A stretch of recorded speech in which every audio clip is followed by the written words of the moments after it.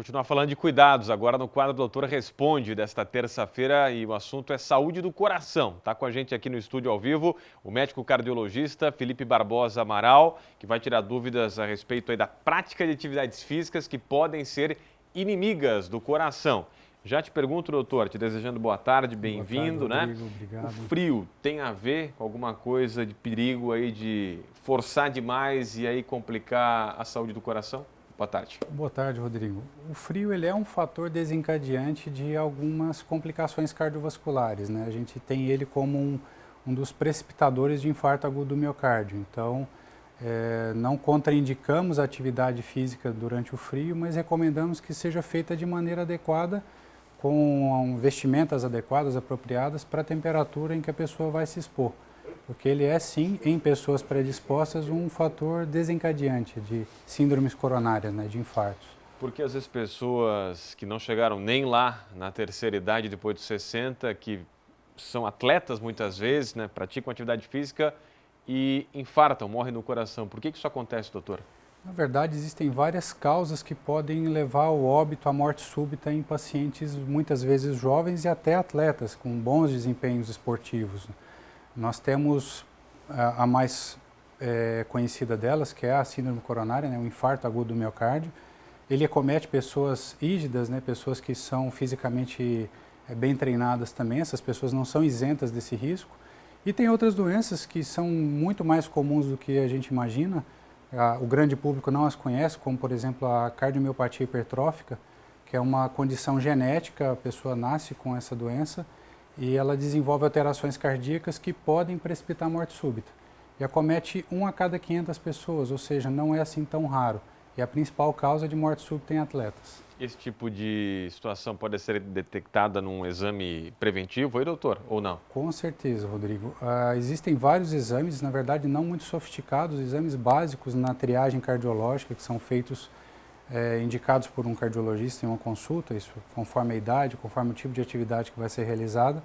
Mas, por exemplo, a cardiomiopatia hipertrófica, um exame físico muitas vezes consegue perceber sintomas, uma boa história colhida com o paciente, ele já pode manifestar algumas queixas ali que podem nos levantar essa suspeita. E um ecocardiograma, um eletrocardiograma, um simples eletrocardiograma pode trazer alterações importantes ali que já vão fazer com que o cardiologista suspeite daquela doença. É um diagnóstico muito simples. A academia, exercício, agora daqui a pouco vai chegar a época do pessoal correr para academia, né? Verdade. Agosto, setembro, para se preparar para o verão. Verão. Que cuidado que deve ter, doutor? É sempre importante que a gente encoraje o exercício físico, né? O exercício ele tem que fazer parte da nossa vida, como comer, como trabalhar, é uma coisa que tem que estar na nossa rotina, é fundamental. Mas o exercício ele tem que ser acompanhado de orientação. A pessoa, a partir de certa idade, ela tem que ter uma rotina de acompanhamento com o seu cardiologista, para que sejam feitos exames de triagem para verificar a presença de alguma dessas doenças. Algumas delas, infelizmente, vão impor a proibição ao esporte, como a cardiomiopatia hipertrófica, dependendo do tipo. Mas uma doença coronariana, por exemplo, a pessoa tem uma placa de gordura no coração. Isso, dependendo da magnitude, não vai impedir a pessoa de praticar exercício, a gente vai até encorajar. Mas essa pessoa vai ter alguns cuidados a serem tomados que, com certeza ou com grande chance, vão evitar uma morte súbita. Determinadas medicações, alguns hábitos alimentares e aquilo que poderia trazer uma surpresa pode ser facilmente evitado. Tem muita pergunta, doutor, chegando no nosso WhatsApp. Então, vamos já direto aqui prestar serviço para quem está assistindo o BG. O Nelson, caminhada de 1 hora por dia, faz bem para o coração? Doutor, e aí? Excelente pergunta do Nelson, porque o tempo que se pratica o exercício, ele tem bastante relevância no benefício que ele nos traz. Além, é lógico, de fazer a atividade com regularidade, né, um exercício praticado a partir de 1 hora, pelo menos 3 horas por semana, a gente já consegue ter um ganho cardiovascular mais eficaz. Então, essa caminhadinha que ele faz de 1 hora é muito bem-vinda.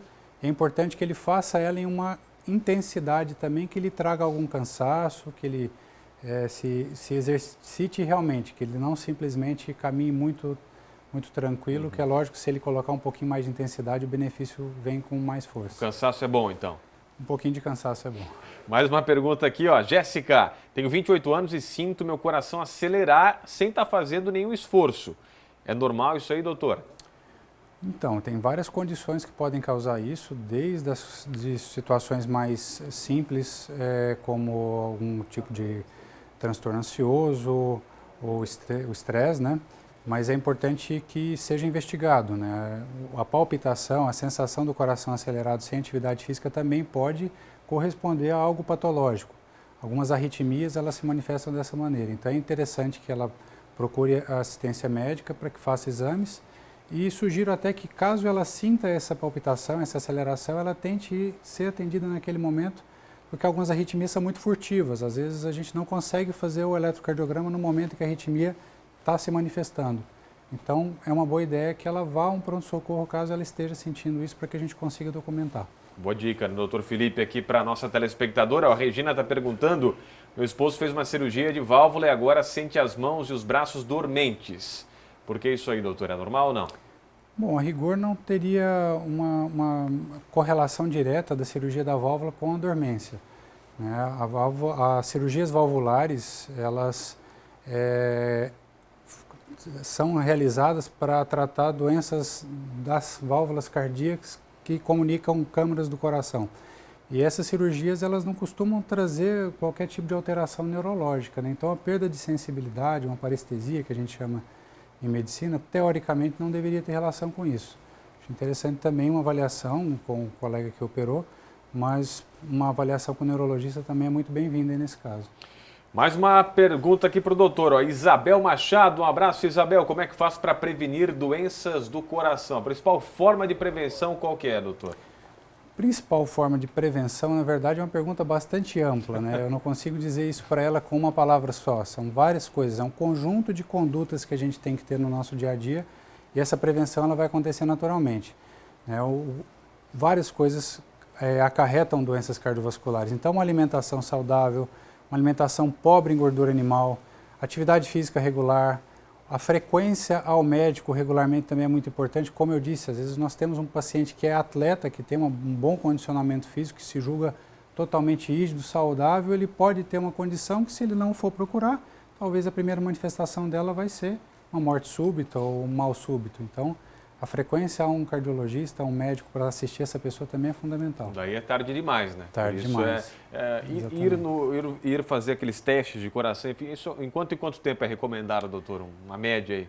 E bastante relativo também, né? Uma pessoa saudável a partir de 40 anos, não tendo nenhuma doença manifesta, o primeiro exame estando normal, a pessoa pode ir a cada 1, 2 anos. Uhum. Se tem alguma patologia, aí essa frequência ela tem que muitas vezes ser um pouco mais de perto.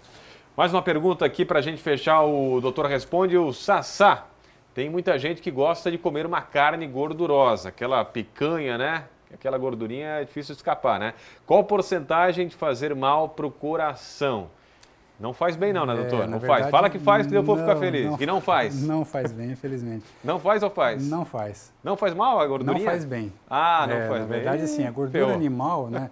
A gênese da doença que causa o infarto, né, a placa de ateroma, a placa de gordura no coração, ela reside inicialmente na gordura que se deposita. Portanto, se eu faço uma dieta muito rica em gordura animal, eu tenho uma tendência maior a ficar com colesterol alto. Portanto, uma tendência maior também a depositar esse colesterol nas artérias, e isso pode me causar angina, infarto. Então, a dieta muito rica em gordura animal ela tem que ser evitada. Não acho que tem que ser proibitivo, tudo depende de cada pessoa. Se a pessoa não é dislipidêmica, não tem colesterol alto, ela pode fazer ingesta de alguma quantidade de gordura animal com alguma regularidade, desde que não tenha exagero, né? Mas, via de regra, é lógico, se eu quero um colesterol mais baixo, eu tenho que ingerir menos colesterol. Então, dá para comer aquela gordurinha da picanha, só que moderadamente. Moderadamente, esporadicamente. Se eu não tenho um colesterol alto já de base, se a pessoa é um dislipidêmico, tem uma meta de colesterol mais rigorosa, já teve um infarto, a meta é mais rigorosa. Felipe Barbosa Amaral, médico cardiologista, obrigado pelas informações aí, pela prestação de serviço. Volte sempre aí, tá bom, doutor? Muito obrigado. Obrigado, valeu. Tudo de bom.